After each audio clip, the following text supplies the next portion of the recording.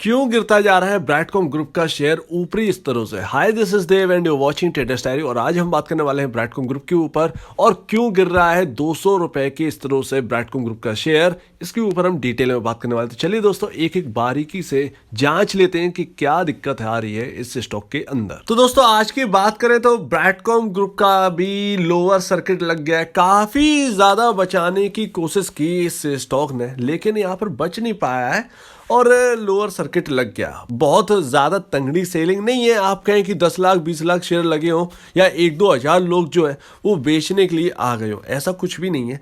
ज़्यादा से ज़्यादा 100 लोगों के आसपास की बिड लगी है और लेकिन हाँ, लैक्स में कुछ जो शेयर है लैक्स में है। अब यहाँ पर क्वेश्चन ये है कि गिरावट जो है वो पूरी हो गई थी, लेकिन अब क्यों गिर रहा है ये शेयर। तो दोस्तों, मैं आपको बताऊं कि इसमें 200 रुपए का जो है वो एक हर्डल है, बहुत बड़ा हर्डल है, एक साइकोलॉजिकल लेवल है और ये लेवल को पार हम इजीली नहीं कर पाएंगे, इतना तो हमें समझ में आ रहा है। पहले भी गिरे, एक बार पार करने की दोबारा कोशिश करी, 204 का हाई लगाया, उसके बाद जो है स्टॉक में डाउन साइड। तो कुछ इस तरीके से चल रहा है। अभी फिलहाल की बात करें तो 6,10,414 शेयर्स जो है वो पेंडिंग डले हैं अभी इस वक्त एनएससी के हिसाब से देखें तो। और स्टॉक लोअर सर्किट पे है, जैसा कि आपको पता ही है। काफ़ी ज़्यादा यहाँ पर जो है एक कहें डाउन साइड दिखा दी है। लमसम अगर देखें तो 25 रुपये अपने जो उच्चतम स्तर है, जो हाई है रिसेंट, वहाँ से डाउन है। और आपके कहें टेक्निकल इंडिकेटर वो भी आपके फेवर में है इस वक्त, जैसा कि पहले होता था। लेकिन यहाँ पर जो है हुआ क्या है कि आपका जो 200 रुपये का हर्डल है वो कुछ इस तरीके से काम कर रहा है कि स्टॉक यहाँ पर 179 के पास है। अब क्या यहाँ से और नीचे जा सकता है, इसके ऊपर हम डेफिनेटली अभी बात करेंगे, लेकिन कुछ चीज़ों को समझना बहुत ज़रूरी है। तो कुछ इस तरीके से समझने की कोशिश करिएगा। देखिए, रेजिस्टेंस 1 जो है वो 56 के लेवल पे था, उस लेवल को हमने इजीली पार कर लिया और हम उच्चतम स्तरों पे पहुंचे। लेकिन अब क्या हुआ है, अब आपको समझने की कोशिश करिए। जो रेजिस्टेंस 2 है वो आपका 189 के आसपास है, 186 से 199 के आसपास है, जो कि भैया इसके ऊपर हमने देखिए किस तरीके से निकलने की कोशिश करी।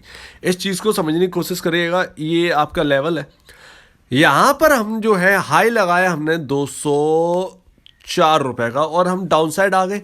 यहाँ पर पिछली बार हमने हाई लगाने की कोशिश करी थी, तब लगाता 202 या 203 के आसपास का कुछ समथिंग ऐसा कुछ था, ठीक है ना। तो 203 के आसपास का यहाँ पर लगाया, 204 के आसपास का यहाँ पर लगाते हुए हम दिखे। और यकीन मानिए, इस चीज़ को समझने की कोशिश करिएगा कि यहाँ पर हाई लगाने के बाद 200 के पार जाने के बाद नीचे आ गए और फिर एक बाइंग आई जो कि 172 के लेवल से, जो कि हमने पहले ही बात करी थी कि 3 लोअर सर्किट तो लगना बहुत ज़रूरी है। आरएसआई बहुत हाई पे था, ठीक वैसे ही हुआ इस बार भी और स्टॉक फिर से उच्चतम स्तरों पर पहुंच गया। लेकिन वहां से आप देखिए 1 दिन और 2 दिन की कैंडल जो है वो रेड है। आज की कैंडल ये वाली है, ये वाली, तो जो लेटेस्ट कैंडल है वो भी रेड है और लगातार दोनों में सेलिंग आपको दिख रही होगी। और हम इस वक्त कहाँ खड़े हैं, देखिए रेजिस्टेंस लेवल के एकदम नीचे 186 रुपीज़ के एकदम नीचे हैं और 179.10 के आसपास हम आ चुके हैं।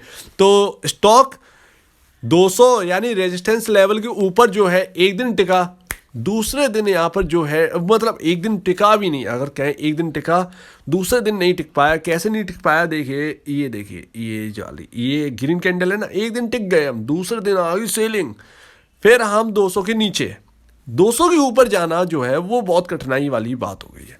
तो इस चीज़ को समझने की कोशिश करिएगा। अब हम आ चुके हैं रेजिस्टेंस के नीचे, तो 186 के ऊपर जब तक क्लोजिंग ना मिल जाए, प्लस उसके साथ साथ 200 के ऊपर क्लोजिंग ना मिल जाए, तब तक एक नई तेज़ी की शुरुआत तो यहाँ पर नहीं होगी। और मुझे लगता है कि ये शायद अब कंसोलिडेट करेगा और Q3 का वेट करेगा शायद अब ये स्टॉक। अब बात करें कि क्या ये नीचे जा सकता है, जी हाँ बिल्कुल, ऐसी कोई बात नहीं है कि नीचे नहीं जा सकता है। ये देखिए 162 के आसपास जो रेजिस्टेंस है, 162 के आसपास जो रेजिस्टेंस है, अगर हमने एक लेवल तोड़ दिया, 162 का लेवल या 163 का लेवल जो है वो रेजिस्टेंस फेस करेगा। अगर हमने ये लेवल तोड़ दिया तो हम आ जाएंगे इस ट्रेजेक्टरी में, ठीक है ना, इस ट्रेजेक्टरी में, और ये हमारा फिर यहाँ पर कंसोलिडेट होगा 162 से लेकर 116 या 117 के आसपास का जो लेवल है उसमें हम घूमते हुए दिखाई देंगे। इस चीज़ को ध्यान रखिएगा। अगर 162 163 का लेवल टूट जाता है तो, अगर 162 163 के लेवल पे हम समझ जाते हैं तो ठीक है, तो हम ऊपर की ओर रहेंगे।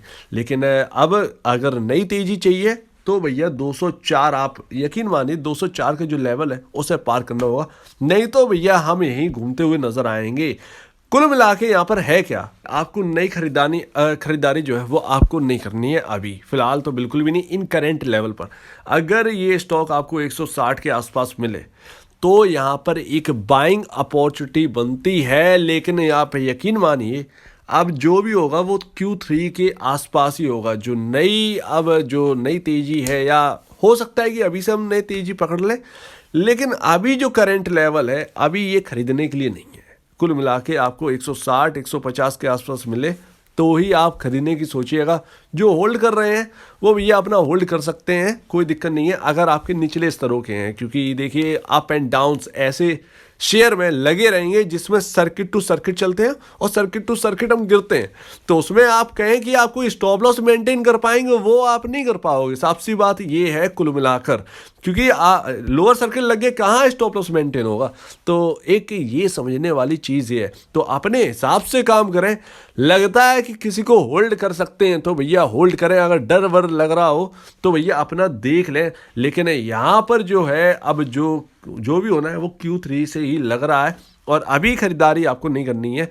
और नई तेजी 204 का जो लेवल है अब वो पार होगा तब जाकर होगी। और 186 का माफ़ कीजिए 186 से 187 का जो रेजिस्टेंस है वो आपको निकालना है, तभी जाकर कुछ इसमें होने वाला है, तभी जाकर इसमें एक नई तेजी की शुरुआत होगी। ध्यान रखिएगा हम एकदम रेजिस्टेंस के पास है, इसीलिए हम फिसल रहे हैं। तो अब इस रेजिस्टेंस को पार करने के लिए अब हमें चाहिए थोड़ी सी बाइंग तंगड़ी वाली।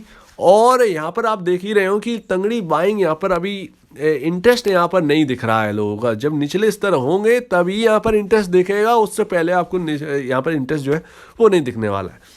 तो नई खरीदारी को अभी आप रहने दीजिए, थोड़ा सा नीचे मिले तो देखिएगा, यहाँ पर नहीं है। और जो होल्ड कर रहे हैं वो अपना चाहे तो स्टॉप लॉस मेंटेन कर सकते हैं अपने हिसाब से, लेकिन यहाँ पर वही है कि आप अपर सर्किट और लोअर सर्किट जब स्टॉक चलता है तो भैया उसमें आपका जो आपका स्टॉप लॉस है वो समझ में नहीं आता है। तो जिसे जहां प्रॉफिट मिल रहा हो अगर चाहता है तो भैया वो बुक कर सकता है, अगर आपके मन मुताबिक मिल रहा हो। जैसे होल्ड करना है, लगता है कि अभी नहीं बेचूंगा भाई, इसका फ्यूचर है, तो वो रखे रहिए। गिरावट आए तो और परचेज करने की सोचिएगा। अगर आज इंडियन मार्केट की बात करें तो आज बर्टोज में भी आज अच्छी खासी गिरावट है, 3.5 से 4% के आसपास गिर गया था ये शेयर।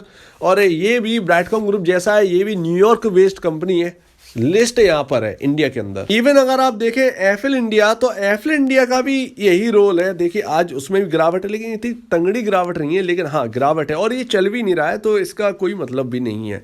लेकिन हाँ आज जो भी ब्रैडकॉम ग्रुप में हो रहा है ये एक बाइंग अपॉर्चुनिटी जरूर रहेगी आगे के लिए। तो आप कुल मिला के यहाँ पर देखते रहिए, नजर रखिए, यहाँ पर जो लॉन्ग टर्म है और वाले लोग हैं उन्हें खरीदने का मौका मिल सकता है, क्योंकि गिरावट जो है वो हम लोग की फेवरेट है। थोड़ा सा नीचे जाएगा तो हम खरीदने की जरूर कोशिश करते हैं, लेकिन जो शॉर्ट टर्म वाले हैं और प्रॉफिट मिल रहा है और सोच रहे हैं प्रॉफिट बुक करने का, तो हाँ भैया आप कर सकते हैं। अभी स्टॉक रेजिस्टेंस फेस करेगा, उसके जब तेजी होगी तो 204 के बाद ही एक नई तेजी की शुरुआत होगी, उससे पहले तो अभी मुश्किल लग रहा है। तो आशा करता हूँ आपको समझ में आ गया होगा हम क्यों गिर रहे हैं, रेजिस्टेंस की वजह से और थोड़ा बाइंग इंटरेस्ट कम है इसकी वजह से। तो अब आपको कोई प्रॉब्लम है, कुछ पूछना है, कुछ बताना है, कुछ कहना है इसके बारे में, अगर मैंने कुछ गलत बोल दिया तो प्लीज कमेंट सेक्शन में कहिएगा। और आप दीजिए मुझे इजाजत। वीडियो देखने के लिए बहुत बहुत धन्यवाद दोस्तों।